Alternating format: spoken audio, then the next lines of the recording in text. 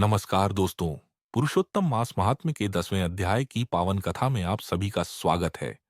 प्रेम से बोलिए श्री कृष्ण गोविंद हरे मुरारी, हे नाथ नारायण वासुदेवा। पुरुषोत्तम भगवान की जय, गंगा माता की जय। रेधा कृष्णा कथा सुनने से पहले इसके महत्व के बारे में बताता हूं कि 12,000 वर्ष गंगा स्नान का फल या भगवान शिव की तपस्या का फल मिलता है। वीडियो को पूरा देखें। पिछले अध्याय में हमने देखा कि दुर्वासा आशी उस ब्राह्मण कन्या की कुटिया पर आए थे।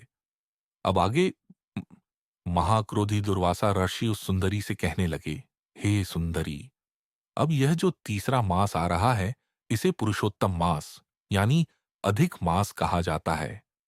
इसमें केवल एक बार स्नान करने से भी मनुष्य अपने सभी दोषों और पापों से मुक्त हो जाता है। दुर्वासा ऋषि ने बताया कि इस मास के समान कार्तिक या अन्य कोई भी मास नहीं है।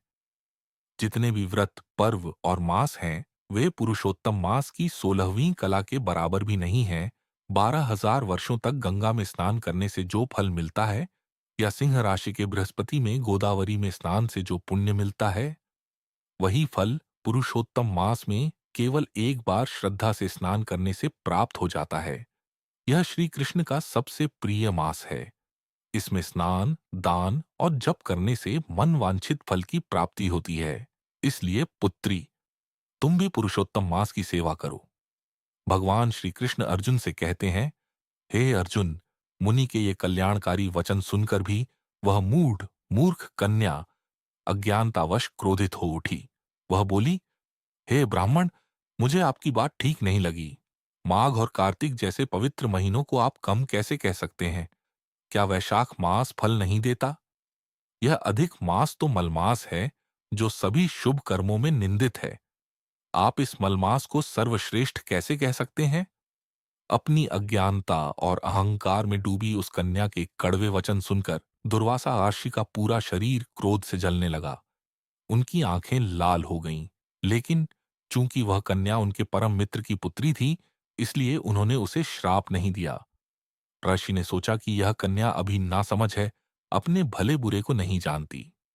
जो पुरुषोत्तम मास की महिमा बड़े बड़े ज्ञानी नहीं जानते, उसे यह अल्पबुद्धि कन्या कैसे जानेगी?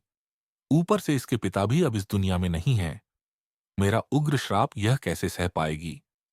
क्रोध को शांत कर आर्षि दयापूर्वक बोले, हे बाले, तुम मेरे मित्र की पुत्री हो, इसलिए मैं तुम पर क्रोध नहीं कर रहा। जैसा तुम्हारा भाग्य है वैसा ही करो। लेकिन याद रखना, तुमने पुरुषोत्तम मास का जो अनादर किया है, उसका फल तुम्हें इस जन्म या अगले जन्म में अवश्य भुगतना पड़ेगा। अब मैं भगवान नारायण की सेवा में जाता हूं। इतना कहकर दुर्वासा राशि वहां से चले गए। राशि के जाते ही वह कन्या पुरुषोत्तम मास के अनादर के कारण कांतिहीन, तेजहीन हो गई। वह मन ही मन सोचने लगी कि अब मैं तत्काल फल देने वाले माता पार्वती के पति भगवान शिव की आराधना करूंगी। ऐसा निश्चय करके वह अपने आश्रम में कठिन तपस्या करने लगी। वह विष्णु और ब्रह्मा जी को छोड़कर केवल भगवान शंकर की सेवा में लीन हो गई। सूत जी कहते हैं, हे ऋषियों, यहीं पर कथा का यह भाग समाप्त होता है। जो भी व्यक्ति इस अध्याय को श्रद्धा और भावपूर्वक सुनता है, उसे साक्षात गोलोक धाम के दर्शन जैसा पुण्य प्राप्त होता है। जिस प्रकार मलमास को भगवान नारायण के माध्यम से परब्रह्म की शरण मिली, उसी प्रकार इस कथा को सुनने वाले भक्तों के जीवन में भी कोई न कोई सच्चा गुरु अवश्य आता है, जो उन्हें ईश्वर का मार्ग दिखाता है। प्रेम से बोलिए पुरुषोत्तम भगवान की जय, गंगा माता की जय। हर हर महादेव। वीडियो को लाइक, शेयर और चैनल को सब्सक्राइब जरूर करें। धन्यवाद।